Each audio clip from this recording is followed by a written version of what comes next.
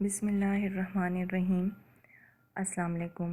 میں ماہر نفسیات سمینہ ناظم آپ سب سے مخاطب ہوں، اور آج کا جو موضوع زیر غور ہے وہ ہے ایموشنل مینیپولیشن یا ایموشنل ایبیوز۔ اس کو نفسیات کی زبان میں گیس لائٹنگ بھی کہا جاتا ہے، اور اگر ہم عام زبان میں اس کو سمجھیں تو ذہنی اور جذباتی طور پر سوچ کو مفلوج کر دینا۔ اس موضوع پہ بہت کم بات کی گئی ہے، جبکہ یہ اہم ترین موضوعات میں سے ہے اور اس کے بارے میں شعور اجاگر کرنا بہت ناگزیر ہے۔ گیس لائٹنگ اصل میں انتہائی جھوٹ کو کہا جاتا ہے۔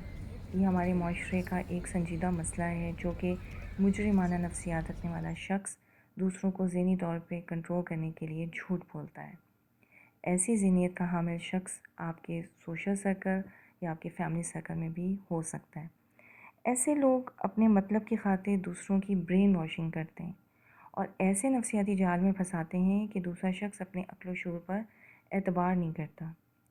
ایسے شخص کو سوشیوپیتھ بھی کہا جاتا ہے، جو جھوٹ بول بول کر اتنا ذہنی طور پر الجھا دیتا ہے کہ متاثرہ شخص کو احساس ہونے لگتا ہے کہ یا تو اس کی یادداشت خراب ہے یا وہ مینٹلی سک ہو رہا ہے۔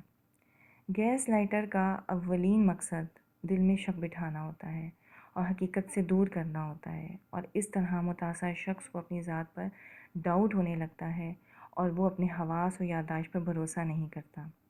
بنیادی طور پر گیس لائٹر اپنی بدسلوکی کو چھپانے کے لیے خطرناک کوشش کرتا ہے جس کا متاثرہ شخص کو احساس نہیں ہوتا، یعنی یہ شخص ایک طرح سے کٹ پتلی بن جاتا ہے۔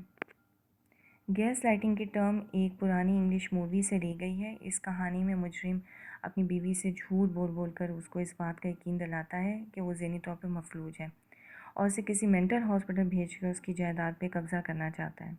اس مقصد کے لیے وہ گھر میں موجود گیس سے چلنے والی لائٹوں کو کبھی مدھم کبھی تیز کرتا ہے۔ جب اس کی بیوی پوچھتی ہے تو کہتا ہے تمہیں وہم ہو گیا، اور وہ ایسا بار بار کرتا ہے۔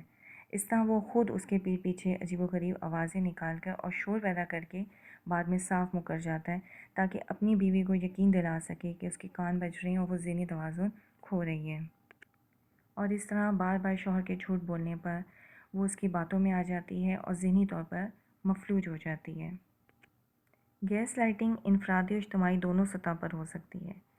انفرادی سطح پر ایک مثال ایسے ہے کہ جیسے ایک شخص اپنے بیٹے کے ساتھ بچپن سے ہی امتیازی سلوک کرتا آ رہا ہو، اور جب بیٹا بڑا ہو کر کسی بات پہ شکوہ کر دے تو الٹا اس کو نافرمان اولاد کا خطاب دے کر اسے احساس جرم میں مبتلا کر دیتا ہے۔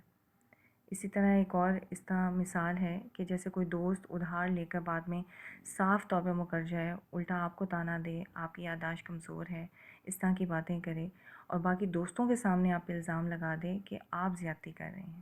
اس طرح ایک شخص کو اپنے ہی اوپر ڈاؤٹ ہونے لگتا ہے۔ ایک اور مثال ہم دیکھتے ہیں کہ جیسے دفتر میں ایک ساتھی آپ کے کام کا کریڈٹ لے لے اور آپ کو دوسروں کے سامنے جھوٹا ثابت کر دے۔ اجتماعی سطح پر اگر ہم دیکھیں تو سوشل میڈیا میں جیسے کچھ لوگ اجتماعی سطح پر بار بار جھوٹ بول کر سچ ثابت کرنے کی کوشش کرتے ہیں اور بالآخر لوگوں کو وہ سچ لگنے لگتا ہے۔ اسی طرح اگر ایک مذہبی گروپ جو اپنے بزرگ کی کرامات کا ڈھونگ رچا رچا کر آپ کی نظر بندی کر دیں اور آپ کو یقین دلا دیں کہ وہ سچے راستے پر ہیں، یہ اجتماعی سطح پر ذہنی استحصال ہے۔ اب ہم یہ دیکھیں گے کہ گیس لائٹر یا مینیپولیٹر کو آپ کیسے شناخت کر سکتے ہیں۔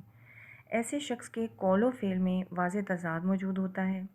ایسا شخص جھوٹ بولنے کے ساتھ ساتھ ایسی باتوں کا بھی انکار کرتا ہے جن کا ثبوت سامنے موجود ہوتا ہے۔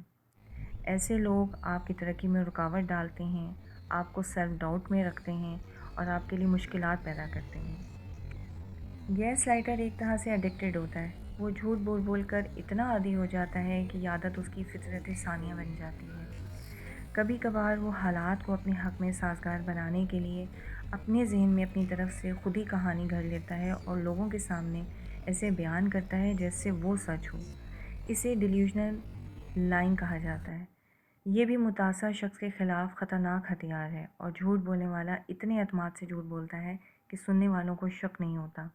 اس جھوٹ کا مقصد صرف اور صرف اگلے شخص کے ہوش و حواس کو مفلوج کرنا اور حقیقت کو جھوٹ ثابت کرنا ہے۔ اس کے احساسات کی نفی کرنا، اس کی ضروریات کو غیر حقیقت پسندانہ بتانا، اپنے جرم کو چھپانا یا اس کی شدت کو بہت کم ثابت کرنا ہے۔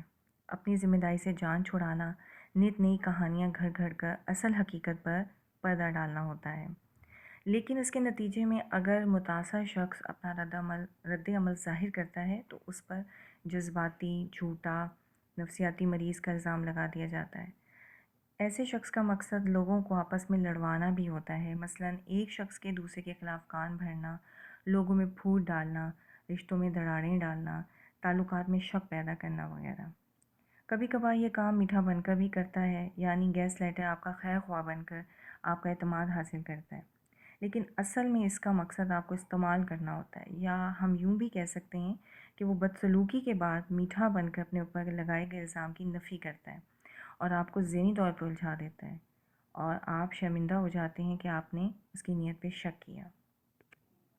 ایسا بھی دیکھنے میں آیا کہ کچھ بزرگ لوگ اپنی بزرگی کی آڑ میں پہلے تو بلا وجہ تنقید کرتے ہیں اور اس شخص کی عزت نفس کو مجروح کرتے ہیں اور اپنے بغض کا نشانہ بناتے ہیں، بعد میں الزام سے بچنے کے لیے یہ کہہ دیتے ہیں کہ میں تو اصلاح کر رہا، جبکہ تعمیری تنقید اور تخریبی تنقید میں زمین آسمان کا فرق ہوتا ہے۔ یہ دونوں بالکل متضاد چیزیں ہیں۔ یہ جاننا بہت ضروری ہے کہ گیس لائٹنگ کے لوگوں کی نفسیات پہ کیا اثرات ہوتے ہیں۔ اس قسم کے خطرناک نفسیاتی ہتھیار کا سب سے زیادہ شکار وہی شخص ہوتا ہے جس کی عزت نفس پہلے سے ہی کمزور ہو اور وہ لو کانفیڈنس رکھتا ہو۔ جو شخص اپنی ویلیو نہیں جانتا، اپنی ذات پہ یقین نہیں کرتا، وہ گیس لائٹنگ کا آسانی سے شکار ہو جاتا ہے، خاص طور پر بہت عرصے تک اس کے ساتھ اگر اس طرح کا رویہ رکھا جائے تو وہ نفسیاتی طور پر مزید کمزور ہوتا چلا جاتا ہے، اس کا کانفیڈنس مزید لو ہو جاتا ہے، اپنے حواس پہ شک کرتا ہے اور خوف کا شکار ہو جاتا ہے، اپنے آپ کو محدود کر کے تنہائی کا شکار کر لیتا ہے، قوت فیصلہ کھو دیتا ہے، پھر شرمندگی کا احساس بھی ہوتا ہے اسے، اور اسے اپنے ماضی کے فیصلے غلط نظر آنے لگتے ہیں۔ اب سب سے امپورٹنٹ بات یہ ہے کہ گیس لائٹنگ کے اثرات سے بچا کیسے جائے۔ اس کے لیے سب سے پہلے آپ کو اپنے کانفیڈنس کو بوسٹ کرنے کی ضرورت ہے اور آپ کو ڈیپینڈنسی کی علامات پر کام کریں۔ اپنے اوپر یقین اور اپنی خوبیوں پر یقین کو بحال کریں۔ اپنے قریبی دوستوں اور رشتہ داروں سے بات کریں جو آپ کے خیر خواہ ہیں۔ یہ لوگ آپ کو یقین دلائیں گے کہ آپ حق پر ہیں اور صحیح و غلط کے درمیان فرق بتائیں گے۔ گیس لائٹرز کی باتوں کا ریکارڈ اگر محفوظ کر سکتے ہوں تو کریں۔ پیسوں کے لین دین یا دفتری معاملات میں شراکت ہے تو رسیدیں اور دستاویزات سب محفوظ کر لیں تاکہ بروقت ثبوت موجود ہوں۔ جب کوئی اہم بات آپ کو اس سے کہلوانی ہو یا خود کہنی ہو تو قابل اعتبار لوگوں کی موجودگی میں کریں۔ اگر گیس لائٹر آپ کو لوگوں کے سامنے جھوٹا ثابت کرنے کی کوشش کریں تو آپ نے بالکل ڈرنا یا گھبرانا نہیں ہے، چاہے وہ کتنا ہی طاقتور کیوں نہ ہو۔ آپ نے ڈٹ کر اپنا دفاع کرنا ہے اور جذباتی نہیں ہونا۔ سخت زبان استعمال کیے بغیر اپنی صفائی بیان کرنی ہے، ورنہ آپ کی بد اخلاقی کا فائدہ اٹھا کر لوگوں کی رائے کو وہ آپ کے خلاف کر دے گا۔ کبھی بھی ایسے شخص کو براہ راست للکار کا الزام لگانے سے پرہیز کریں، اس طرح آپ اس کی انا کو اکسائیں گے اور وہ بدلہ لینے پہ آ جائے گا۔ بہتر ہے کہ ایسے شخص سے فزیکلی کنارہ کشی اختیار کر لیں، اپنے ارد گرد کا جائزہ لیں اور ایسے لوگوں سے باخبر رہیں۔ مجھے امید ہے کہ آج اس موضوع کے بارے میں آپ کو مفید معلومات حاصل ہوئی ہوں گی۔